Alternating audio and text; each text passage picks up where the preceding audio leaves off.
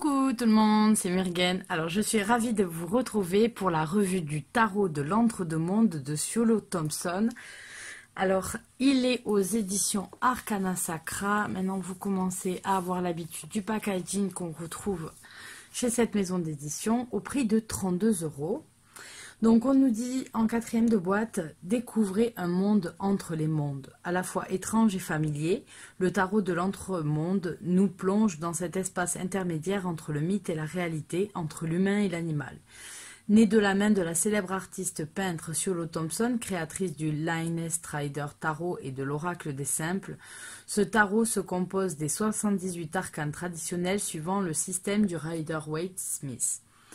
Le livre qui accompagne ce jeu unique offre des explications sur chaque carte ainsi que des nouvelles analogies sur les plantes, les planètes et le règne animal. Passionné, l'auteur y partage ses connaissances qui raviront tant les novices que les plus érudits. Donc on a un coffret avec les cartes du tarot et un livret explicatif.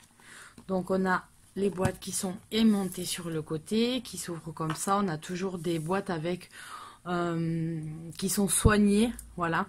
Donc c'est Ninon qui, aux éditions Arcana Sacra, s'occupe de tout ce qui est oracle et tarot, et on voit qu'elle y prend un soin, voilà, de nous faire de belles boîtes. Donc on a le guidebook. Et ensuite, tenu ici par un petit signet, on a le jeu qui est lui aussi bien rangé dans sa boîte. Pour ceux qui n'aiment pas garder les grosses boîtes, vous pouvez facilement trouver de quoi avoir plus de place dans votre tarothèque et bibliothèque. Donc je vais poser la boîte sur le côté et on va regarder comme d'habitude notre guidebook en premier, comment il est composé avant de faire la revue des cartes. Donc Siolo Thompson, je pense que ce jeu, il est sorti en auto-édition en premier, puisque je l'ai vu sur le shop de certains imprimeurs. Je crois qu'il est chez Make Playing Cards ou un truc comme ça. Sans livret, juste les cartes. Et là, on a vraiment quelque chose de complet et quelque chose de sympa. Alors, sur le Thompson, c'est toujours un fond blanc. On a ces illustrations dans un fond blanc. Ceux qui connaissent le Liness Rider Tarot, je pourrais peut-être l'attraper là, qui lui est sorti en français, mais chez, je pense que c'est, ah non, c'est Yewelin en français. Ça, je sais pas, ça doit être attrapé par... Je dis des bêtises, je l'ai en anglais, moi. Mais je sais qu'il est sorti en français, celui-là. Donc moi, je l'avais chez Yewelin. Et vous voyez qu'on a toujours ce fond, en fait, blanc, qu'on va retrouver un petit peu la même ambiance, le même univers au niveau des illustrations. Donc, hop, je vais mettre ça de côté. Et on va regarder le livre. Donc, on a un livre qui fait... voilà, 240, 250 pages pratiquement, 244, 246, voilà.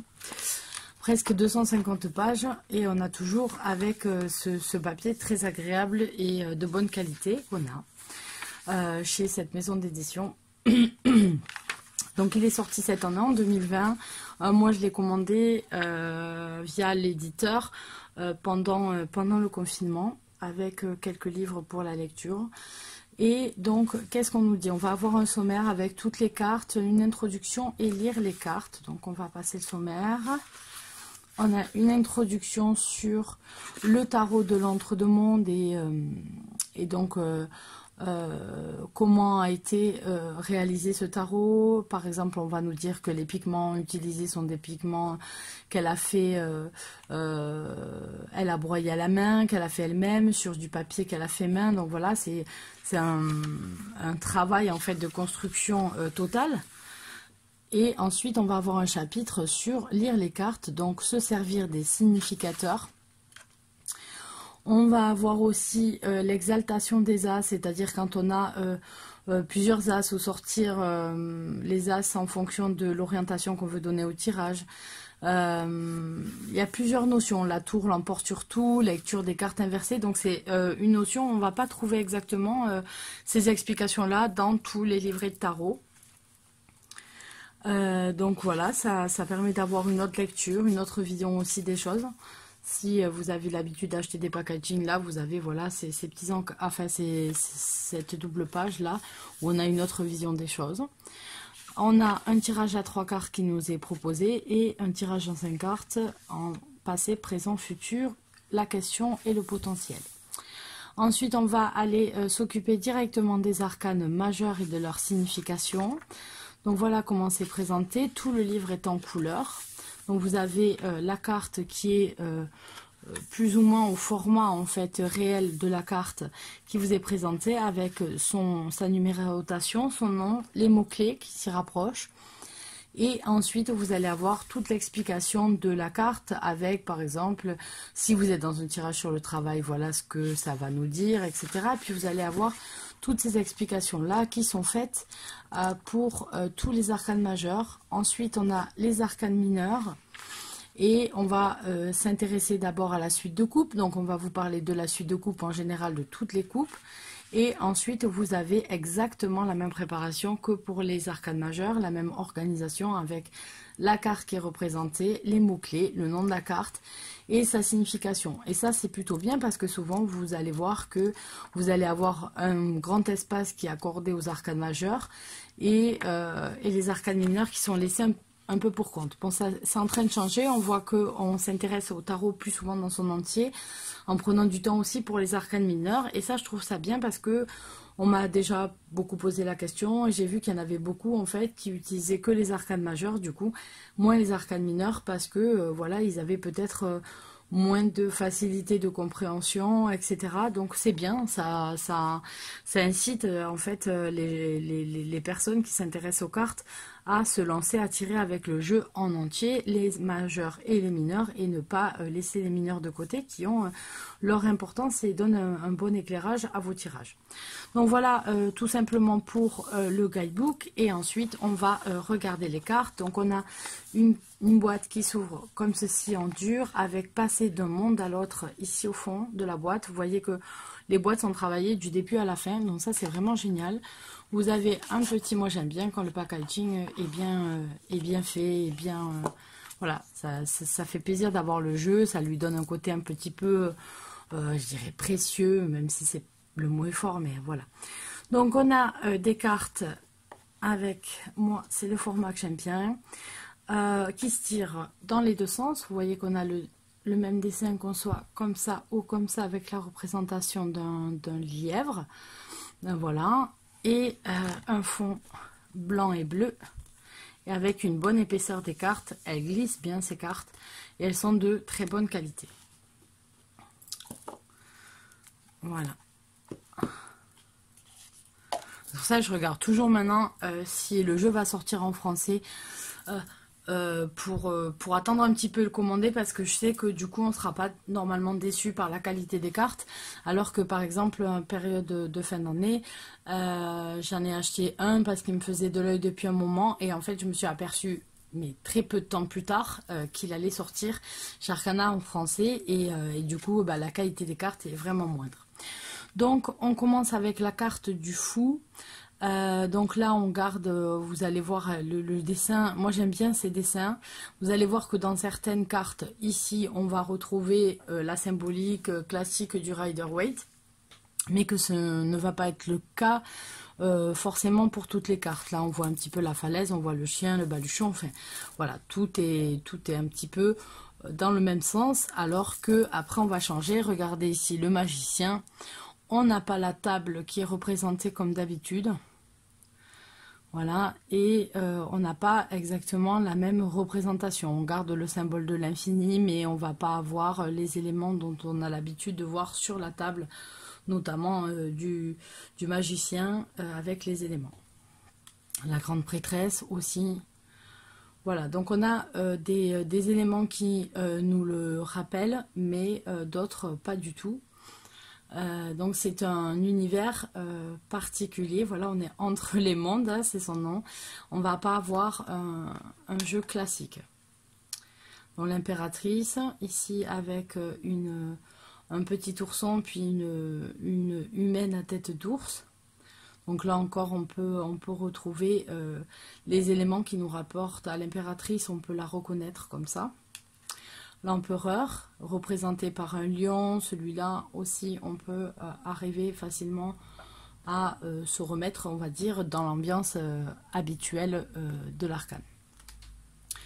Le hiérophante, où on va retrouver le symbole de la main fait par le pape, normalement, qui là est représenté par un hibou. Donc moi, c'est une représentation qui me parle très bien par rapport à la carte, par rapport à ce que je ressens quand j'ai du symbole du hibou. Donc après, je sais pas, mais moi, en tout cas, dans ma génération, j'ai grandi avec Jean-Christophe, Winnie l'ourson et ses copains, et notamment Maître Hibou.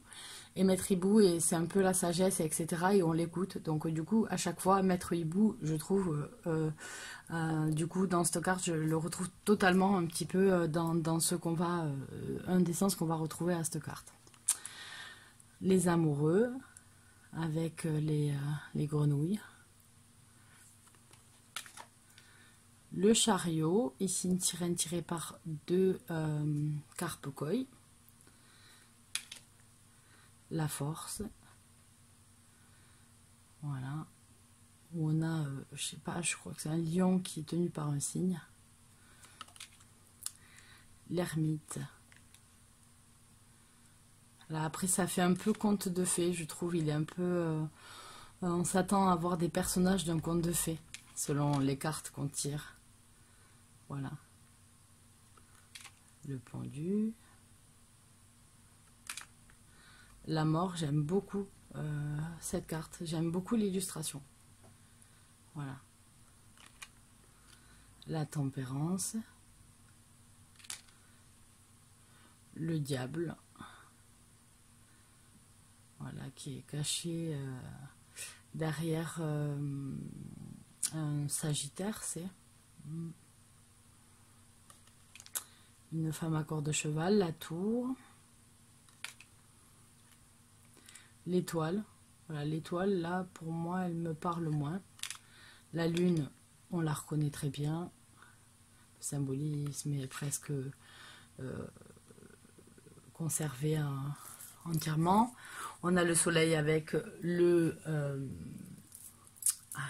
en français, le tournesol. Voilà, donc là aussi c'est assez classique, on en retrouve très souvent. Le jugement, où on a un ours qui tient une corne avec un œuf, c'est assez particulier. Et le monde, en fait, où on a la représentation ici par les signes astrologiques aux quatre coins et qui est représentée en fait par ce lièvre. Voilà. Donc ensuite, on va s'intéresser aux mineurs et aux différentes suites. Donc, hop, on va commencer avec les coupes. On voit l'as de coupe ici avec le poisson. C'est deux poissons pour le 2 de coupe. Les trois représentés par des otaries. Une pieuvre. Voilà, le 5 de coupe, ici c'est des œufs avec juste une tête de poisson. C'est parce qu'on est on voit des algues, etc. qu'on peut comprendre qu'on est en rapport avec l'eau et donc du coup sur la suite de coupe, mais certaines cartes, si on enlevait le nom, on aurait parfois un petit peu du mal à se repérer. Le 6 de coupe, le 7, donc c'est assez abstrait par rapport aux représentations dont on a l'habitude et les symboles qu'on va retrouver ou des expressions qu'on va retrouver pardon, sur les personnages illustrés que là du coup on n'a pas vraiment. Voilà, donc c'est un petit peu ce qu'on peut reprocher. On fait appel en fait à ceux pour tirer réellement avec les informations des cartes, les messages classiques des cartes, etc. On va plutôt faire appel, quand on va voir notre tirage, à nos connaissances déjà acquises. Voilà, on a du mal à se repérer parfois à certains symbolismes de la carte qui nous rappellent que. Donc voilà. Donc c'est la difficulté de ce jeu, elle peut être à ce niveau-là. L'as de bâton avec le pangolin, le pauvre, qui a fait pas mal parler de lui, à tort. Le 2 de bâton, le 3 de bâton avec cette iguane.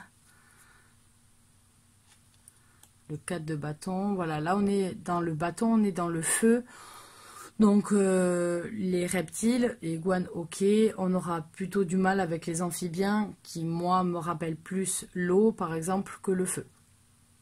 Donc l'idée d'être dans les bâtons ici, si on ne me le marque pas, je me dis est-ce que je suis vraiment dans la suite des bâtons, dans la suite des coupes, hein. Je me poserai plutôt la question des coupes.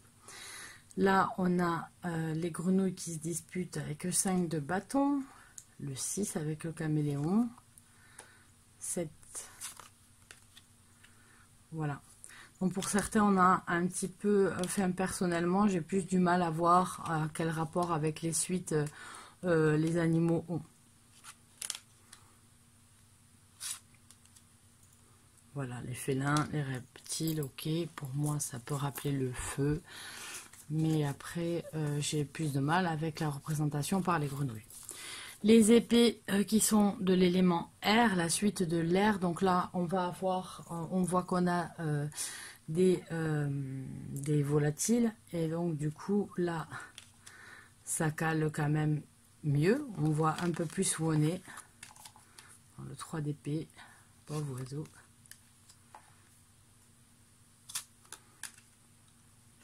Et voilà, là aussi, on est normalement dans des signes d'air, on voit plus des oiseaux et on a une représentation souvent, voilà, on a eu de la poule, on a eu une autruche, et donc c'est des animaux qui ne volent pas, qui sont pas trop dans l'air à la base, ils sont plutôt sur terre, même s'ils ont des ailes, ils ne volent pas vraiment. Donc voilà, on a des oiseaux, mais voilà, ça rapporte pas vraiment. Par exemple, ici on a une musaraigne, et donc du coup c'est un petit peu... ça peut induire en erreur. Si on n'avait pas le nom en dessous, ça peut être très très compliqué d'arriver à se repérer avec ce jeu. Il est très beau, mais voilà, il manque, il va nous manquer les symboles pour ceux qui y sont attachés pour lire, oui. L'as de pentacle, le 2 de pentacle, les abeilles, sont belles les abeilles.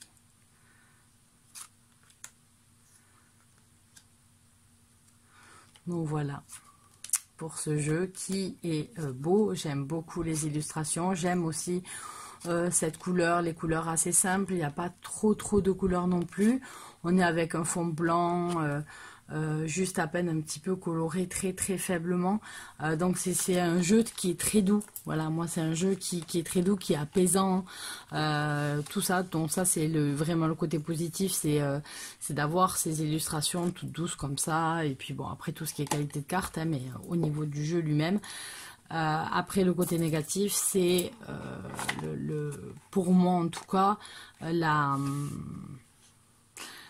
la corrélation entre la carte, la représentation de la carte et la représentation de l'illustration qui est faite de cette carte dans le jeu. Parfois, voilà, pour moi c'est peut-être le point négatif de ce jeu. Si vous commencez dans le tarot, je ne commencerai pas par exemple en disant, en recommandant ce jeu à des gens qui commencent tout juste, parce que justement il y aura cette symbolique qui va pas être apprise au fur et à mesure qu'on va commencer à étudier en fait, à étudier le tarot.